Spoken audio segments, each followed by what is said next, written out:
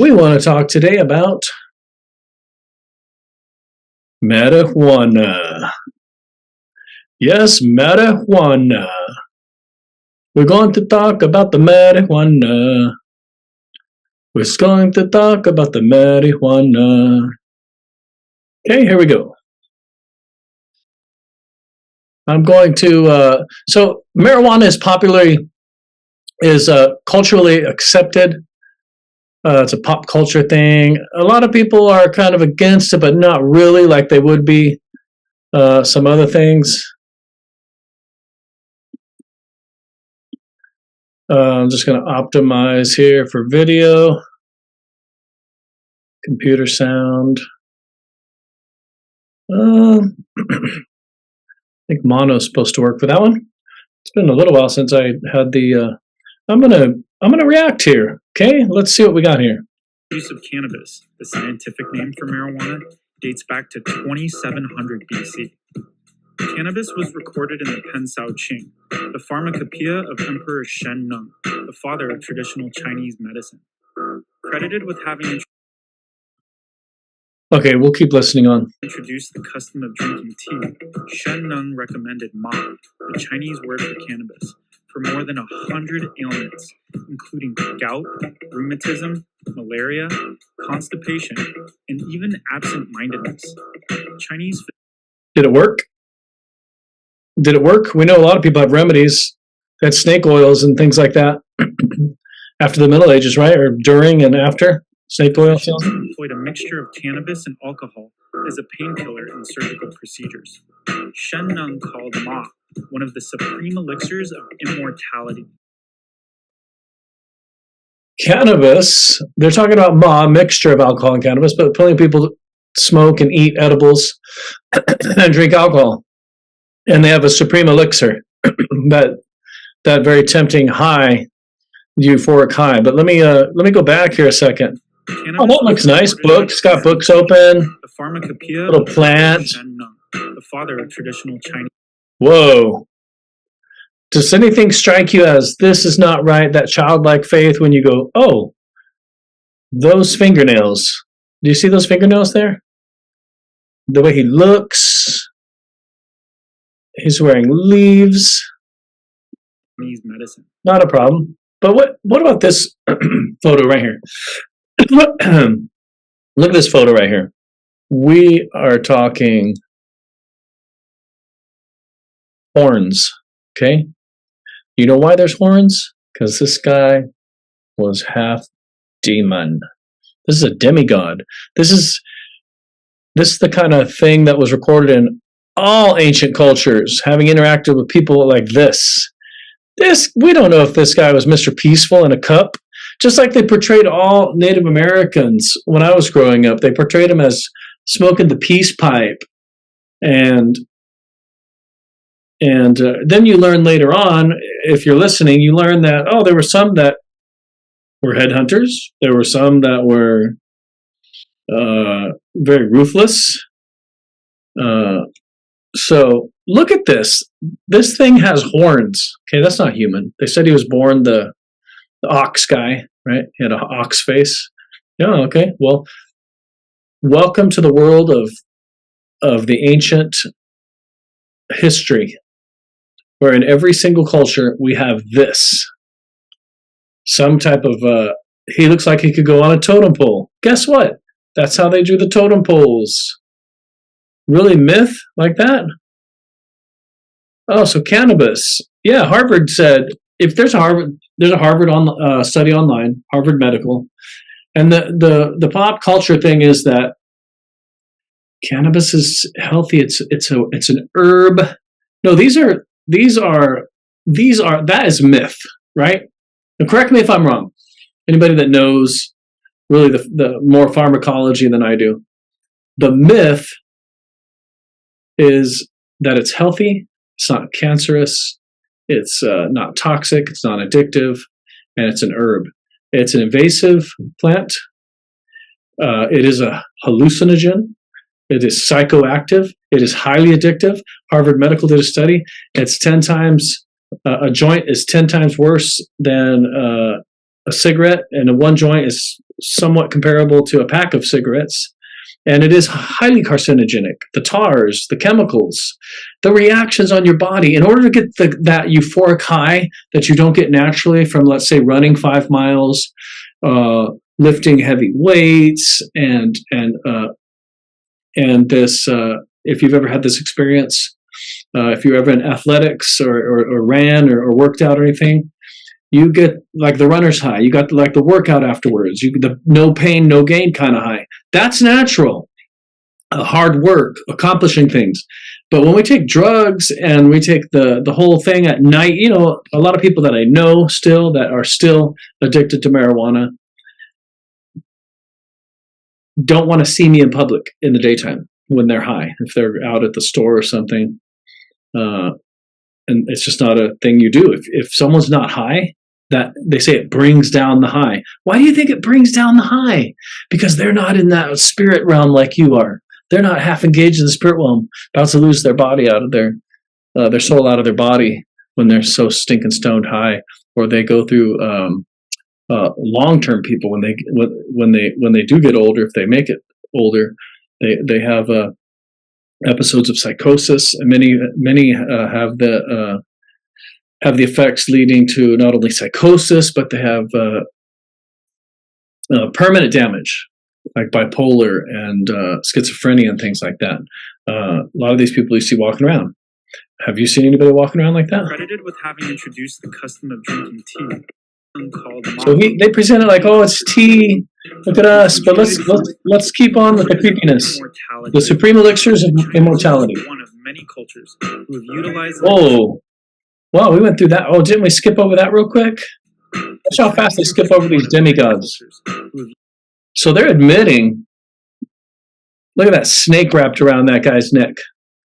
There's a snake wrapped around this guy's neck. I don't know about you, but that's not cool. This is not good stuff here. This is not a person here. There's a human with some adult babies, and they were portrayed as adults in a lot of Near Ancient cultures.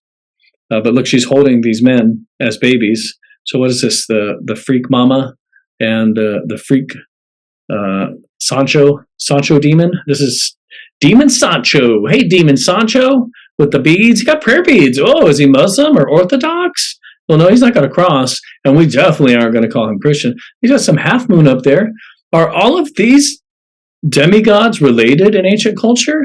And is the modernist anti-theist narrative that these are myths, right? These people that interacted with these demons. How about the Mesoamericans, the Middle Americans, the Aztecs, the Incans, and the Mayans? How about this human sacrifice? What? Are you kidding me? Are you saying? Yes, look at this. They interacted with them. They didn't write about them. They weren't fantasizing or dreaming or just getting high on these psychoactive substances and hallucinogenic substances. They were getting this stuff from what some ancient texts call the Nephilim, the Anak, the descendants of the Anak. The reason why the God of the Jewish Old Testament wiped out the earth completely and afterwards promised never to do it again, but it had become so wicked, and the Jewish Old Testament describes it as because of these men of renown, the great men, the giants of old.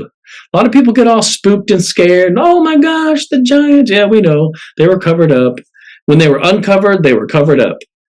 Especially in the age of exploration, from the 1600s to the early 1900s, covered up and gone. Now we don't talk about them. Even though we have the burial mounds, we've seen the skeletons. I went myself to many a library and looked at microfiche digital copies of newspaper clips from that time. I've seen it with my own eyes. We all know it's not a conspiracy. There's no controversy there. It's just part of history. But it's the way that you're told it, the way we've been miseducated, that these aren't and weren't real people. These were just myths that were made up because of religious people that needed to satisfy that evolutionary, biological, purely physical and natural, random need to survive, so we develop these gods. That's the worst false narrative ever. Look at this creature right here. Look at this creature. We've utilized the medicinal benefits of cannabis for thousands of years and continue to do so. Look at this. Oh, smoking them the good stuff. Look, the breast is laying out. Let me keep going here for a second. There we go. Ooh, so good. Look at that. Oh, man. They worship this. They worship it. I know firsthand. It's the plant that gets worshipped. Many people I know have had bad experiences just smoking pot, normal pot, okay? Not laced with anything. There's always an excuse. Oh, it must have been laced. And it's 10 times more, 100 times more potent now than it was back then. I have to take your word for it. Now you know. That wasn't back then. Join the movement. Now you know. Join the movement. Educate yourself and discover the truth about cannabis. I just told you the truth about cannabis. What did he just tell us? That demigods, monster people, came up with. Monster people came up with. For marijuana dates back to 2700. Look, first thing you see, the guy with the books. How legit is that? 2700 BC. Yeah, that's part of history. Yep, a lot of things happened before. Also interesting that we don't have much history before 2000 BC. There's not much history there. You know, these are rough dates, a lot of these, but you know, you don't have 10,000 BC history. You have about 2500 BC history. You got about 3000 BC history, right? We're in like the 6000th year almost of the Jewish old calendar. Think about it. Cannabis was recorded in the Pensao Ching. The pharmacopoeia. Talking to you, Eddie Bravo, Joe Rogan, all you popular guys who are out there. And you're addicted to this stuff, and you don't have to be. You can get off it. You can get off it instantly. There's a way. You can hit me up if you want to know how. Instantly get off it. Never want it again. Takes a decision just like anything. Pull your David Goggins out. There's a nice picture of this guy, a more normal-looking, modern rendition of this guy, Sheng Sheng. Rheumatism, malaria, constipation, and even it's so beneficial. Look, Chinese physicians employed a. What they're not showing you about these elixirs is people that come down, and even today, that are paranoid. They don't go in the sun. Oh, it's a nighttime social thing. Everybody's got to be high. If somebody's not high, then you feel all weird and paranoid. And then when you come down off of this stuff, it's so toxic to your body. When you are coming down, you have paranoia, and people sleep it off a lot, or they get high again, or they just have some habits to cover it up. I don't want to go over this too much and go into the ground. I don't know what you guys think. I want to do a live where I can answer phone calls and video calls, video chats, and chats in the menu. I want to do a live show because I want to hear from people what they say, because I want to refute you. Whatever you say about this, I want it to be refuted. I want it to be known. I want it to be known, okay, that this stuff is not good. Not good. And that's not my video. I didn't produce that. You saw the information right there. You can find that on YouTube. There are other interesting videos with the same kind of information that you can get in libraries, encyclopedias online. And dealing with the origins of marijuana use, dating back to ancient Asia, near ancient Asia, because a lot of people think that there was a history before 3,000 or 4,000 BC, and there just wasn't. You can't prove it, and I can prove that you can't prove it. So I don't have to falsify that. There's just no history before that. So they call it recorded history. Anyways, that's another story for another time. Hey, thanks for tuning in if you did. And let me know if you can be involved with a live recording of this. I want to do a live one. I want input from other people and not just boring me, okay?